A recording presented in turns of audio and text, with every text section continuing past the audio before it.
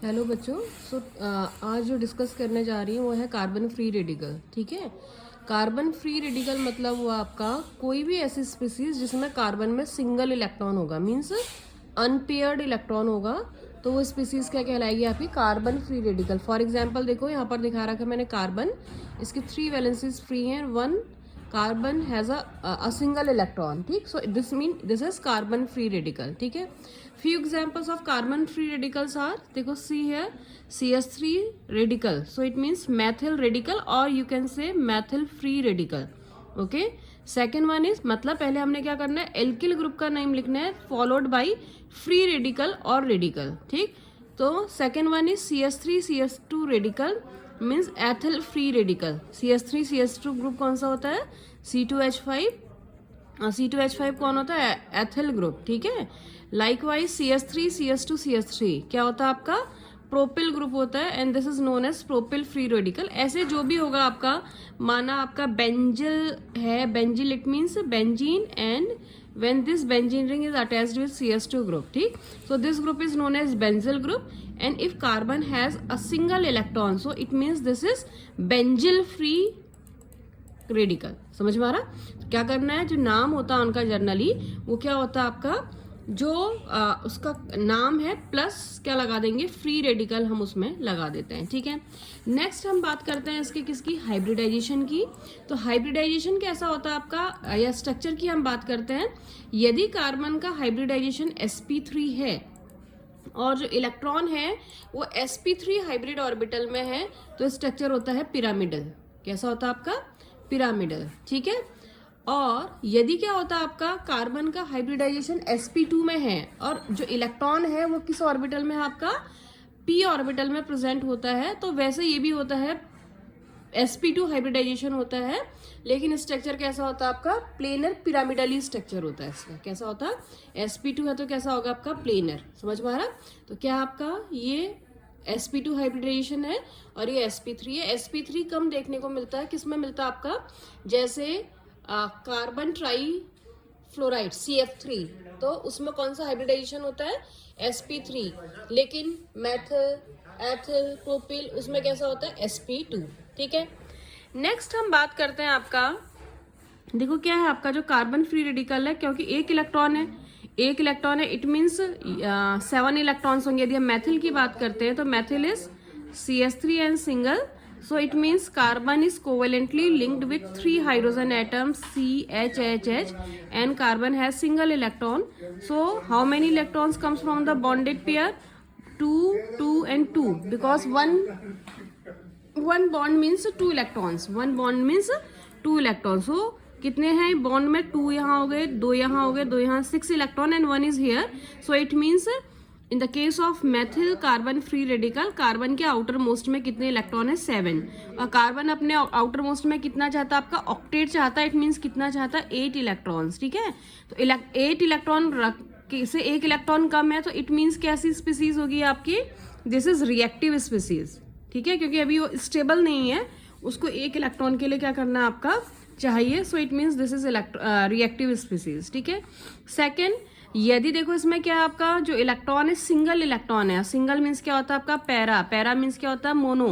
ठीक, तो ये जो कंपाउंड्स होते हैं वो कैसे होते हैं आपका, पैरा मैग्नेटिक इन नेचर होते हैं। कौन, जो मेथिल, हम फ्री रेडिकल्स की बात कर रहे हैं, these compounds, these radicals are intermediates are paramagnetic in nature. ठीक, नेक्स्ट हम बात करते हैं देखो स्टेबिलिटी का। हम स्टेबिलिटी में देखो ये कितना डिग्री लग रहा है, जिसमें रेडिकल है it is attached with 0 carbon atom, so it means this is 1 degree carbon free radical. ठीक है, ये कितना डिग्री दिख रहा है आपका, देखो द कार्बन जिसमें क्या है आपका, this carbon which has a single electron, this carbon is attached with 1 carbon atom, ये एक से अटैच है ना, सो इट मीन्स कितना डिग्री फ्री रेडिकल है आपका, 1 डिग्री फ्री रेडिकल। ठीक है, और किसी से अटैच नहीं रहता तभी भी क्या रहता है आपका, 1 डिग्री फ्री रेडिकल। ये कितना डिग्री लिख रहा है, देखो जिस कार्बन में रेडिकल है, ये कार्बन कितनों से अटैच है आपका, 1 कार्बन से यहाँ, 1 कार्बन से यहाँ, इट मीन्स ये कितना डिग्री हो गया फिर आपका, 2 डिग्री फ्री रेडिकल। और ऐसे यदि हम इसकी बात करें, इस कार्बन में क्या है आपका रेडिकल, और ये कार्बन कितनों से अटैच दिख रहा है आपका, 1 2 एंड 3, तो 3 से दिख रहा तो इट मीन्स कितना डिग्री हो गया आपका 3 डिग्री कार्बन फ्री रेडिकल। समझ में आ रहा? तो ये 1 डिग्री है, ये 2 डिग्री है और ये 3 डिग्री कार्बन फ्री रेडिकल है। ठीक, अभी तक जो हम जनरल पढ़ रहे थे, हम वो क्या पढ़ रहे थे कि क्या होता है आपका चार्ज क्या होता है, कम होता है तो क्या होना चाहिए आपका स्टेबिलिटी ज्यादा होती है। ठीक है, अब देखो ये जो ग्रुप है CH3, ये कैसा ग्रुप होता है आपका इलेक्ट्रॉन डोनेटिंग ग्रुप। मतलब ये क्या करेगा, इलेक्ट्रॉन देगा, किसको देगा, इस कार्बन को देगा। ठीक है, इलेक्ट्रॉन देने का मतलब क्या चीज देना, नेगेटिव। इलेक्ट्रॉन में कैसा चार्ज होता है, नेगेटिव चार्ज। ये अपनी नेगेटिव चार्ज को किसको दे रहा है, इस वाले कार्बन को दे रहा है जिसमें कि ऑलरेडी इलेक्ट्रॉन है। तो देखो पहले से ही इलेक्ट्रॉन था, फिर इसने इलेक्ट्रॉन दिया तो क्या होगा, स्टेबल। क्या होगा, नेगेटिव चार्ज बढ़ाएगा। ऑलरेडी नेगेटिव था क्योंकि इलेक्ट्रॉन था तो पहले से नेगेटिव था, और इसने भी क्या करे, अपने इलेक्ट्रॉन क्या कर दिए, उसकी तरफ पुश कर दिए। पुश करे तो यहाँ और इलेक्ट्रॉन आ गया, तो नेगेटिव नेगेटिव क्या हो गया, इंक्रीज हो गया। दूसरे केस में देखते हैं, when 2 CH3 groups are attached, तब क्या हो रहा है, इस वाले कार्बन में जो मिडिल कार्बन है उसमें पहले से ही नेगेटिव था, इसने अपना और दिया तो डेल्टा नेगेटिव वहां से आ गया, इसने और अपना दे दिया तो डेल्टा नेगेटिव आ गया। ये डेल्टा मान लो, ठीक है। तो डेल्टा नेगेटिव नेगेटिव और इंक्रीज हो गया। और इस केस में कितने हैं, ये भी पुश कर रहा है, ये भी पुश कर रहा है, ये भी पुश कर रहा है, और ऑलरेडी नेगेटिव है। नेगेटिव मतलब इलेक्ट्रॉन है।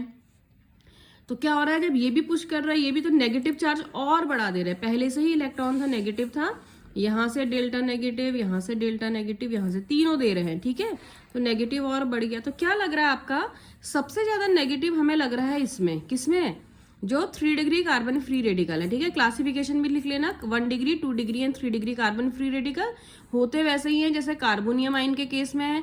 कार्बन जिसमें रेडिकल है, एक कार्बन से अटैच होगा तो 1 डिग्री, कार्बन जिसमें रेडिकल है वो 2 कार्बन से अटैच होगा तो 2 डिग्री, और कार्बन जिसमें रेडिकल है और वह 3 से अटैच होगा तो 3 डिग्री। ठीक है, तो क्या होता है आपका, जो हमने एक बेसिक नियम पढ़ा था, हमने ये पढ़ा था कि जितना ज्यादा चार्ज उतना ज्यादा अनस्टेबल, और जितना कम चार्ज उतना ज्यादा स्टेबल।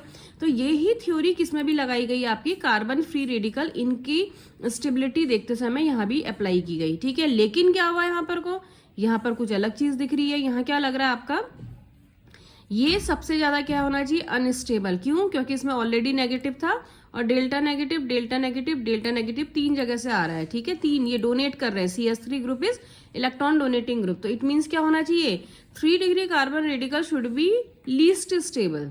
ठीक है, होना चाहिए ना, क्योंकि सबसे ज्यादा नेगेटिव है।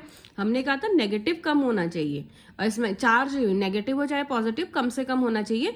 लेकिन इसका चार्ज मुझे इस वाले कार्बन में सबसे ज्यादा लग रहा है, उससे कम यहाँ लग रहा है। क्यों, क्योंकि नेगेटिव के साथ डेल्टा नेगेटिव है, इसका और कम लग रहा है। नेगेटिव के साथ सिर्फ एक डेल्टा नेगेटिव है, और इसमें तो सिर्फ नेगेटिव ही है, डेल्टा नेगेटिव कुछ नहीं है। तो सबसे कम चार्ज आपको कहाँ दिखाई दे रहा होगा, इस वाले में। वो जो मेथिल कार्बन फ्री रेडिकल है, इसका चार्ज सबसे कम है।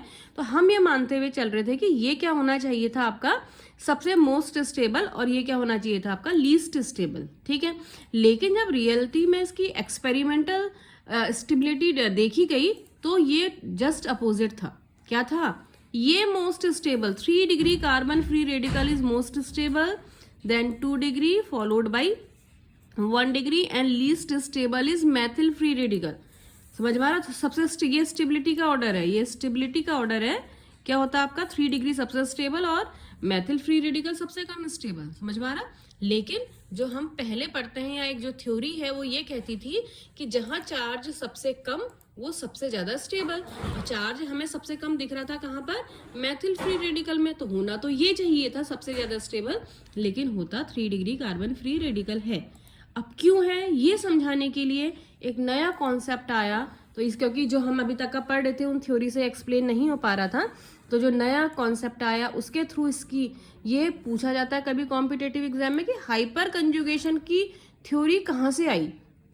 मतलब कहाँ से दिमाग में कुछ चीजें आई कि भाई उससे तो एक्सप्लेन नहीं हो रहा। जो इंडक्टिव इफेक्ट हम पढ़ रहे थे कि इलेक्ट्रॉन डोनेटिंग ग्रुप है, या जो हम बेसिक कॉन्सेप्ट पढ़ते हैं कि चार्ज ज्यादा स्टेबिलिटी कम, चार्ज कम स्टेबिलिटी ज्यादा, वो कॉन्सेप्ट यहाँ पर लागू नहीं हो रहा था। तो एक नया कॉन्सेप्ट आया, उसका नाम है आपका hyper conjugation. Very important for the point of view of the exam. ठीक है, एग्जामिनेशन पॉइंट ऑफ व्यू से बहुत ही इंपॉर्टेंट है, ठीक है। तो क्या है आपका हाइपर कंजुगेशन, इसका दूसरा नाम है नो बॉन्ड रिजोनेंस, और इसका जो जिसने दिया था वो दो साइंटिस्ट है, बेकर एंड नाथन, उनके ऑनर पे इसको कहा जाता है बेकर नाथन इफेक्ट, ठीक। तो इंपॉर्टेंट है, पूछा जाता है एग्जामिनेशन में, क्या होता है hyper conjugation, no bond resonance और बेकर नाथन इफेक्ट, ठीक है। और इससे कैसे हम डिस्कस करते हैं वो मैं भी तुम्हें बताती हूँ कि कैसे पता चलेगा क्या होता है। तो पहले मैं आज यही डिस्कस कर रही हूँ क्या होता है आपका बेकर नाथन इफेक्ट या हाइपर कंजुगेशन, ठीक है। हाइपर कंजुगेशन क्या है, देखो कंजुगेशन जानते हो ना, कंजुगेशन क्या होता है, देखो डबल सिंगल डबल, मतलब जो कंजुगेशन होता है वो किसका कंजुगेशन होता है, पाई पाई का कंजुगेशन होता है, ठीक। लेकिन जो हाइपर कंजुगेशन होता है उसमें क्या होता है, पाई के साथ सिग्मा बॉन्ड इन्वॉल्व होता है। कौन सा बॉन्ड, हाइपर कंजुगेशन में पाई और सिग्मा का। मतलब क्या करता है इसमें, जो पाई बॉन्ड का यह आपका कंजुगेशन, ठीक, वो कौन एक्सटेंडेड, हाइपर कंजुगेशन को बोलते हैं एक्सटेंडेड कंजुगेशन। कंजुगेशन बढ़ाता है, कौन बढ़ाता है, सिग्मा बॉन्ड, ठीक है। होता क्या है देखो, जब CH ग्रुप दिख रहा है, CH ग्रुप ये किसके साथ अटैच होता है आपका, डबल बॉन्ड के साथ कंजुगेशन में, देखो डबल, ठीक। और उसके जो ये कार्बन है इसके बगल वाले के CH ग्रुप से मैटर है हमारा, जिस कार्बन में डबल बॉन्ड है या जो sp2 हाइब्रिडाइज्ड कार्बन है उसके बगल वाले कार्बन में यदि हाइड्रोजन प्रेजेंट होता है तो ये क्या करता है आपका कंजुगेशन में पार्टिसिपेट करता है। कैसे, ये देखो ये बॉन्ड ऐसे क्लीव हुआ, ऐसे हेट्रोलिटिक फिशन हुआ, ठीक है। और इसमें कैसा चार्ज आएगा, क्योंकि इसमें एरो का हेड है, ये इलेक्ट्रॉन पुल कर रहा है तो ये नेगेटिव चार्ज आएगा, इसमें कैसा आ जाएगा, पॉजिटिव आएगा।